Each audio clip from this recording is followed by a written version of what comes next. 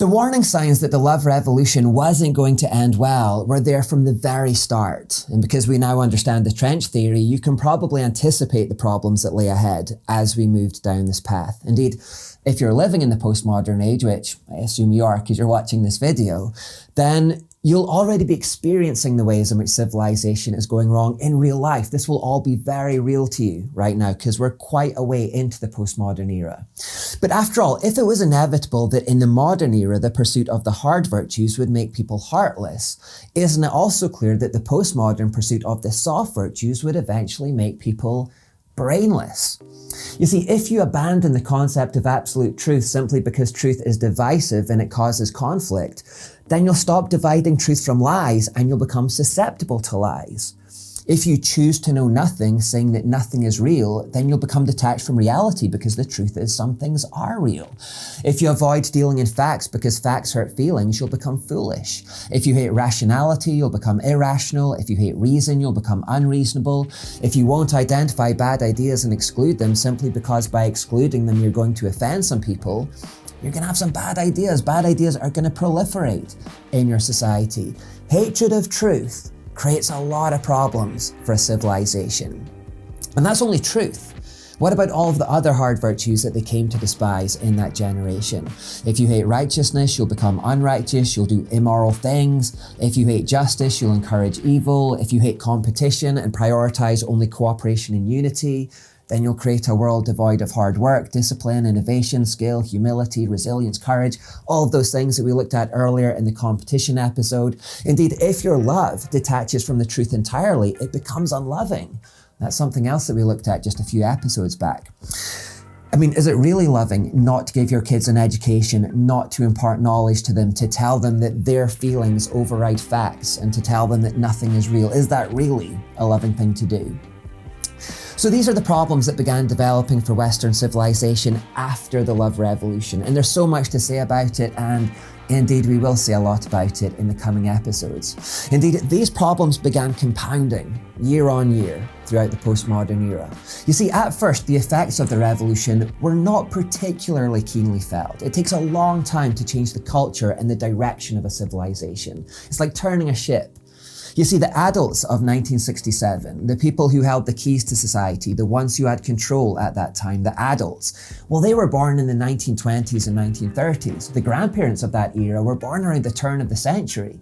So there were still a lot of people in 1967 who were alive and who were connected to that previous age and who still had those values. I mean, even the kids of 1967 were born in the modern era and they had some kind of contact with those values through their parents and grandparents. So it takes maybe 4 or 5 generations to completely sever contact with a bygone era and for those ideas to dissipate.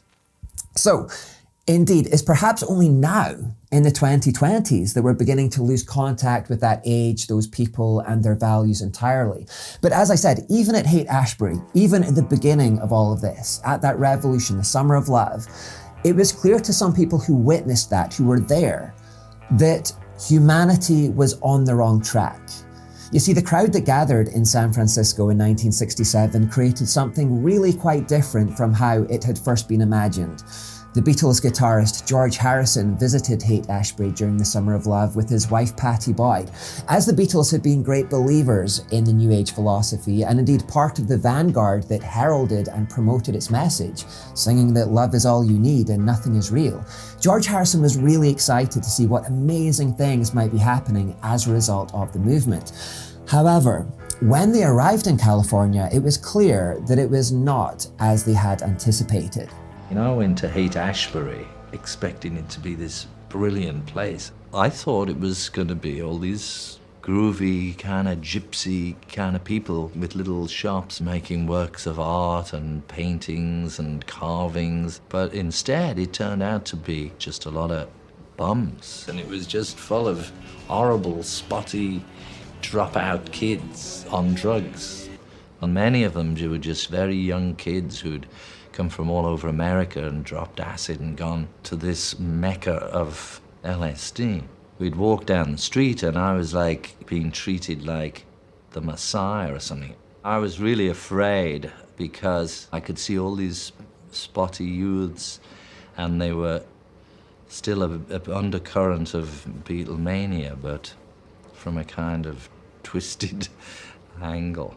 And people were handing me things, like there was this big pipe, like a big Indian pipe with feathers on it, and books and incense and, all kinds of stuff, and trying to give me drugs. I say, no thanks, I don't want it.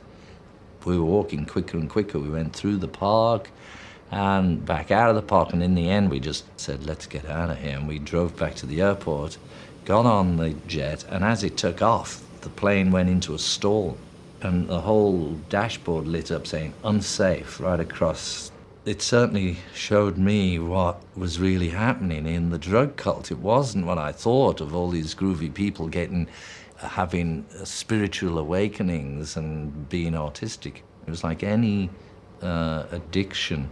So at that point, I stopped taking it, actually. George Harrison thought he was going to see a prototype for the utopian community of tomorrow, a beautiful place full of love, creativity, music, and art. However, that is not what he found at Haight-Ashbury. I mean, he did find a prototype for what the world would become if it followed their example, but it was a midden. It was a mess. He found a stinking cesspool of immorality that depressed him so much that he couldn't leave fast enough. They wanted nothing to do with it once they'd seen it with their own eyes. They went right back to the airport, got on a plane, and got out of there as quick as they could. Now, if only the whole world had been able to have that same experience, that same revelation as George Harrison had that day. Because unfortunately, the world as a whole is largely still pursuing that general philosophy that made Haight-Ashbury such a depressing scene. The world is still living under the illusion that the soft virtues alone are going to create peace on earth, and that love is all we need, and that we don't really need any of that stuff or want any of that stuff, because truth is divisive and feelings matter more than facts, and masculinity is toxic. Western civilization continues to forge deeper into this left trench with every passing year. And as it does so, we begin to lose contact with the hard virtues, and even in some circumstances come to hate the hard virtues. The Love Generation kids of 1967 grew up to become parents, and they taught their children the values that they'd imbibed from those days. Those children grew up in turn, they became parents, passed it on to their kids, and so forth and so forth. So with each new generation, this message is being multiplied and is becoming compounded. And what's more, all of the positions of power and influence in the Western world have gradually become occupied and dominated by people who have this left trench ideology as well. And this has been a deliberate tactic of the left since 1967, to begin occupying all of the most influential roles in society, to hold the keys of power, so to speak, in order to shape and mold it according to their ideology and will. In 1967, a communist student activist called Rudi Dutschke coined the term "long march through the institutions." He believed the best way to subvert Western civilization was to gradually infiltrate all of the major institutions and professions, so that communists would eventually hold all of the power. He believed it would take a long time to implement, hence the term long march through the institutions, but through decades of methodical infiltration, he believed that it would be worth their while in the end. In the 1972 book, Counter-Revolution and Revolt, it says, Rudi Dutschke has proposed the strategy of the long march through the institutions, working against the established institutions while working within them. But not simply boring from within, rather by doing the job, learning how to program and read computers, how to teach at all levels of education, how to use the mass media, how to organize production, how to recognize and eschew planned obsolescence, how to design, etc. So the idea was that from 1967, communists would become a fifth column in Western society, infiltrating and gaining all of the key positions in the media, in education, in government, in law enforcement, in the European Union, United Nations, and so forth, so that from within, they could influence and reshape society in a far left mold. And it's working. Leftist ideology now tends to dominate quite noticeably the public sphere, but we're going to go more into that in the next section. Indeed, as I make this series, we are now over 55 years into this postmodern odyssey, and our culture is beginning to show quite severe signs of left trench deterioration, if I can call it that. Now, indeed, this marks the end of phase 2 of this series, and in the third phase, we're going to start exploring what is happening today, why it's happening, and what we can expect to happen in the coming years if the trench theory holds true and as we get further into this postmodern era. So this marks the end of phase 2, and we're now going to move into phase 3.